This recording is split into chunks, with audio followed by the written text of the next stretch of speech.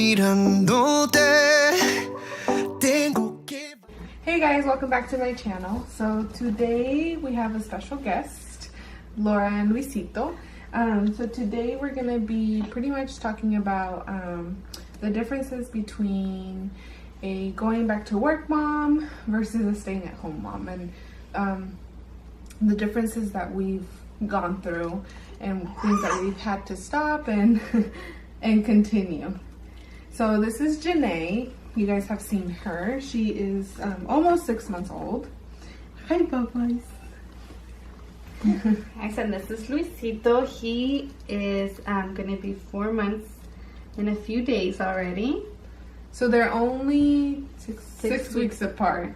So not a lot and not too close. So it's been kind of fun doing comparing both of our lifestyles and the things that we've had to do and the differences and everything and what works for them. Maybe in the middle of this video we'll put them back there just so we can focus on the video. So the first thing we can talk about is our delivery. They were born? Yeah, how they were born. So we both had C-sections. Mine was a planned C-section because she was breached, and then yours wasn't planned. Mine wasn't planned. Mine was an emergency C-section. Yeah, so then after the C-section, you get 8 weeks because of the C-section for disability, which usually you get only 6 weeks of disability. And then you get, after the 8 weeks, you get another additional 6 weeks. Family leave, and it's also called baby bonding time, I think. A lot of people get confused, but it's the same thing. So those are paid.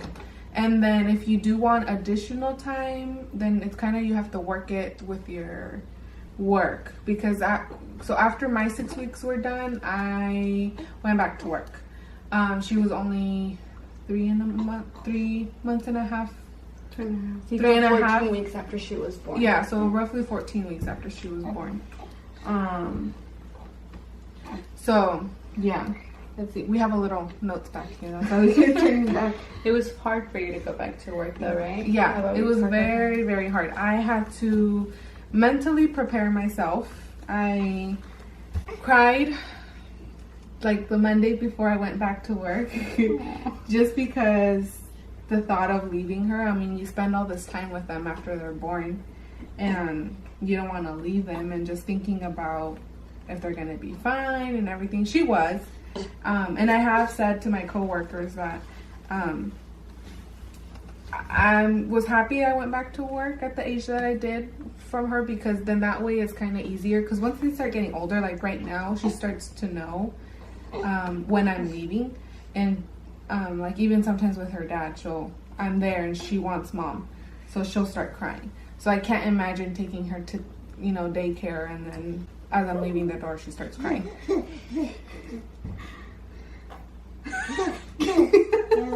That's cute. You're making her laugh. Did you get shy, Pippa? They're having a moment. I know, they're having a moment. Look at her face.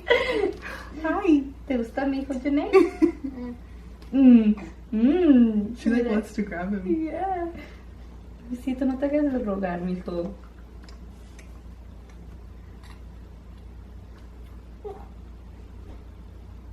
She like, I know, she like thinks it's funny. That was cute.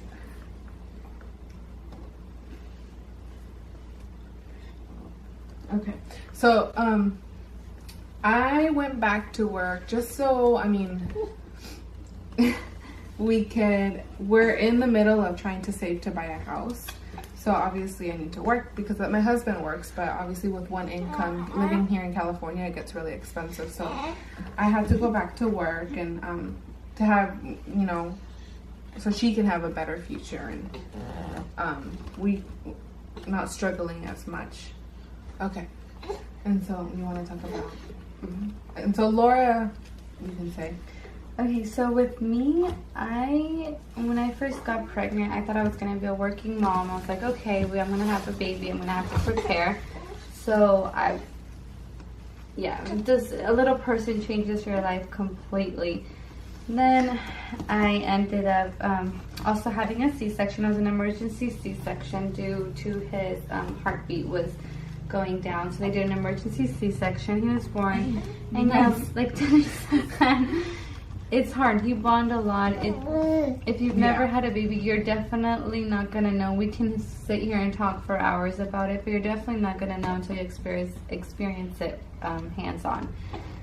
It was definitely really hard. Once my time was up to go back to work, I decided I'm on personal time now. I'm on personal leave, so I'm not getting paid anymore. My supervisor is being really nice about it, though. They are giving me the time that I need just to be with my child.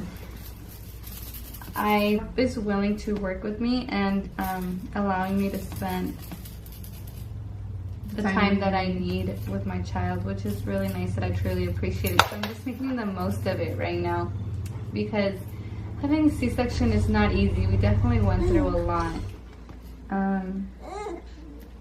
So yeah, it's gonna be hard the day that I leave this little guy. So right now I'm just making the most of it. And it's fun actually staying at home. I enjoy it, although I do sometimes want my breaks and I do actually miss work because I love what I do.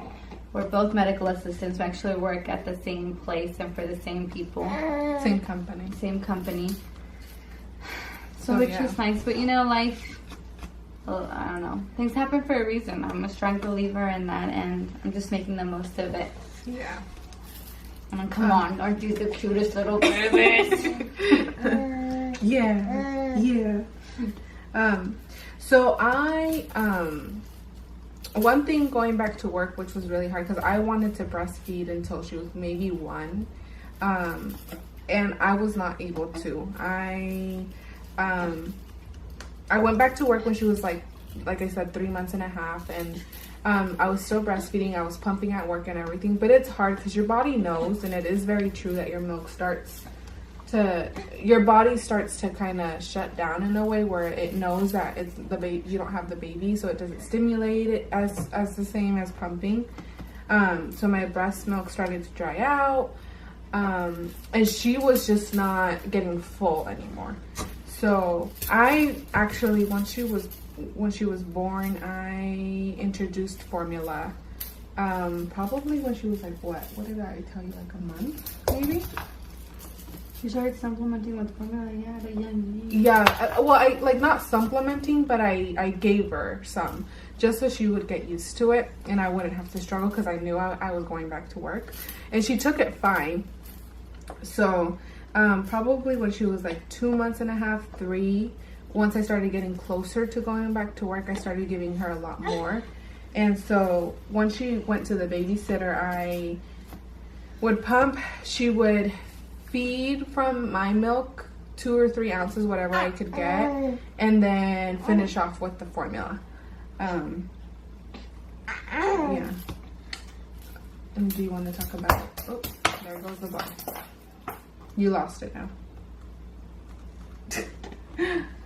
So I'm actually breastfeeding. I've been breastfeeding. He hasn't tried formula, although we just had an appointment with his pediatrician because I thought he wasn't getting enough food. He's 4 months. He's only been breastfed, and he wanted more and more and more. So when I talked, but I guess now, I don't know this, we're learning. This is our first kiddo. We started introducing solids because he said he needs some calories now. But what I was producing, he takes about 4 ounces right now, which he said is good for his age and for what he does. So now he's just started introducing. Janae wants to take over. She doesn't want to let you talk. She's mad because you're not getting her ball. No. She's Here. like, Here's your line. There. Okay. Now she's happy. Yeah, so now we've started introducing solids twice a day. And he has been doing really good. We're doing solids. He loved them. We're working on that. So I think he just needed, I don't know if we've mentioned it, but they actually go to the same office, but different pediatricians. So that's actually really nice. Yeah. Janae's also doing solids. Yeah, she's been doing solids since like 3 months, I think. Her pediatrician said she was fine. She started on the oatmeal cereal. I would put it in her formula and then also give it to her with water. And that's what I would do at night too. The pediatrician recommended. Yeah. So at about 3.5 months, he told me, in the 3 months, to put rice cereal in his bottle at night. It gets him full and it allows him to sleep throughout the night. Yeah. Something that worked for us. Yeah. For Also, yeah, for me as well. And also a really good tip is one of my old friends told me, if you want your baby to sleep through the night at a very young age, she told me her pediatrician had told her that when you wake up to feed your baby, do not talk to them. And a lot of us do that mistake of, oh, you know, they're up, so you talk to them, and it actually stimulates their brain to think, oh, it's playtime, and then you can't get them back to sleep. Because this little guy just gets up for business. He sleeps and he goes right back to sleep. I don't play with him. I don't talk to him, obviously, at the beginning. And now he's used to it. So he'll nurse for about only 5-10 minutes if he ever gets up. And then he goes right back down. And so does she. And also another tip that they told me was... Okay, you guys. I need a brain. For her, what I do is, like, if her last feeding is at 8, and because she goes to bed pretty early, she'll go to bed like around 8:30, sometimes even 7:30. If her last feeding was at that time, even if she's sleepy, I'll give her a bottle while she's sleeping, like at 10:30, 11, and she'll kind of wake up and she'll feed, and then I burp her and put her back down, and she goes right back to sleep. And then with that, she won't wake up until like 4-5 o'clock in the morning. She sleeps through the night all night. So that's really helped me too. And she got into the routine already, so she knows. And even if she's been up at nighttime, she puts herself back to sleep because she knows. So that's something that's worked for me. Mm-hmm. For this little guy, well, she have in mind that she goes back to work. Yeah. I feed on demand, so I don't mind waking up. So she actually taught me that trick, and I tried it, and it has worked. It really does. Because they almost have babies, I want to say, almost the same schedules. I know not all. Every baby's different. Please, this is just what has worked for us. And it's nice to have a baby the same age. Because we can always talk about, you know, like, what's your baby doing at that age? Okay, now I expect that. Yeah, what works for you? So I'm very lucky to have her as somebody to give me advice. So he feeds at 8, around 8 at night. He goes, that's the time he knocks out. He gets his bath, and that gets him really tired, actually. A bath is we try to give him a bath. My husband bathes him. He just brings them in the shower with them every other day. So he also knows, and we always do it at the exact same time. Babies, I think they need a routine because having a routine helps you a lot, and it helps the baby as well. So he gives them a bath around 7, and then he nurses, and around 8 he goes to sleep. He's in bed, and then he would wake up again to feed around 11, and then again at 3 in the morning, until Denise told me about this trick, and I actually tried it, and it works. And the pediatrician recommended to give them food. I think at this age, when they're younger, you know, they're gonna wake up to feed because they can only eat so much. They can only take so much in their body. Mm-hmm. So at this age now, they're actually capable of going through the night, which is pretty. You know, something that I recommend or advice is a probiotic. They're called BioGaias. That is a lifesaver. I don't do it every day, only when I think he needs it, when he's fussy. When he's fussy, what it does, it helps his digestive system. Mm-hmm. I just give him 3 little drops. His pediatrician recommended it. It's honestly a lifesaver. He hadn't had a bowel movement in a few days. In an hour, no joke, in an hour he already had 2 bowel movements. After I gave him the drops, it just took an hour and it cleaned out his system. It has, I think it's something glycerin. I think I have it in my notebook. And it's actually what the suppositories have when you do have to use one. So it helps everything move through their stomach pretty well. I use it as well, and I've been using it since she was like 3 months. I know it says for older, but it's safe to use when they're this young. And I give her the 5 drops, and it's because she suffered from constipation when she was younger, from moving from breast milk to formula. And it really, really, really has helped. From introducing her to solids and everything, it helps a lot. You had to use a Suppository. You had to use a suppository. A suppository. Yeah. Once, yeah. Because it's when she was introducing solids, which is gonna happen. You know, you're introducing new foods to these babies. And there's other things that you can use, and I was trying them, like curd syrup or something like that. That you can use. I don't know if I'm saying it right. And like prune juice and stuff like that, but nothing was working. So I ended up having to use one. And I like, it says instructions in there where you put it in and then you press a little bulb and then liquid is supposed to go in, and I just pressed it and I started pulling it out and then let go. So not all the liquid went in because it says it's for older babies, older kids. And that helped a lot. And it was just the tiniest bit, and like in the next 5 seconds she went, and it was like all good from there. And she hasn't had that problem since, but because I took her to her pediatrician and then they recommended the BioGaia, it's helped a lot, where she doesn't get constipated anymore. Yeah, if you use them on a regular basis, they're going to be a lifesaver because trust us. The BioGaia. Yeah. Mm-hmm. If the BioGaia, not the other stuff. No, the BioGaia is definitely going to help you. So especially now that we're introducing foods to this little one, I'm definitely going to give it to him on a regular basis. To wrap it up, I think if you are a staying-at-home mom is a full-time job as well. You know, people think, oh, you have it easy, you just stay at home, but no. I mean, keeping the house clean, cooking, taking care of the baby. Sometimes they're gonna have bad days where they just want to be held, and you know they're not gonna let you do anything. I think that's what you wanted to say. Yeah, it's so my experience as a stay-at-home mom. I have the benefit of being able to stay at home. My husband supports us, and he's like, stay at home with the baby. It's our first baby, so I definitely wanted to take advantage of that, especially him being the first. But I do miss the routine of going to work, but you know what? It is what it is. I enjoy being at home with my baby. I think if I had chosen otherwise, I'd be suffering a lot. Just like my friend, like she always tells me, she's always like, you're so lucky to stay at home. Like, I wish I could, but I can't. And I'm like, sometimes I'm jealous of her because I'm like, I wish I could be working and, have a babysitter. But, it is what it is. I'm enjoying it. I'm making the most of it. I think that's what counts. And the time that you spend with your child, I think that's what should matter. Mm-hmm. How do you like going to work? You enjoy? I enjoy it. I mean, it's definitely, it gives you that time, like it's not that you don't want to spend time with your baby, but sometimes you just need you time where you can just eat one meal without being, oh, the baby's crying or whatever. And it's not like my husband helps me a lot, but still, it's like your mommy duties kick in and that they start crying and you just want to get up and go get them. So it's really nice sometimes, but I only work 32 hours, which is good. So I get out two days out of the week, I get out early.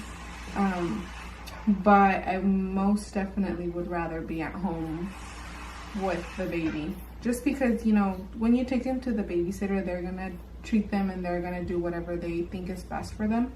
Even though you tell them what to do and everything, but still, it's going to be at their way. And that's okay. It's just, obviously I'd much rather be at home and be with her and spending and seeing her first rollovers and, rolling to her back, rolling to her tummy, or, starting to crawl or whatever. So, yeah. But, yeah, I think that's it, right? Hopefully you guys liked this video. Give it a huge thumbs up and subscribe down below. We're planning on doing more videos, a little bit more details of how our labor and delivery went. Yeah. So stay tuned. I will we'll be posting that one soon of how our labors and deliveries went so differently from one another. We're new at this. We're barely getting started, so please we hope we're able to help somebody out there. Yeah. Bye guys. Bye. Nice.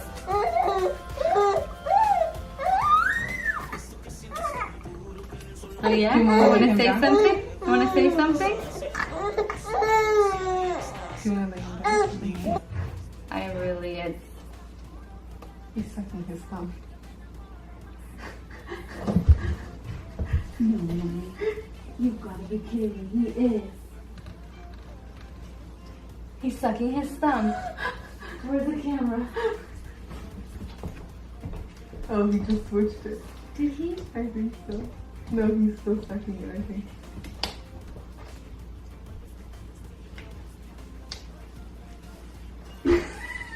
What are you doing? ¿Qué estás haciendo?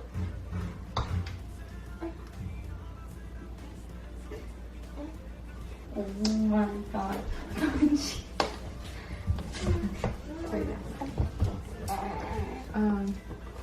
So yeah. It's still recording. Sorry.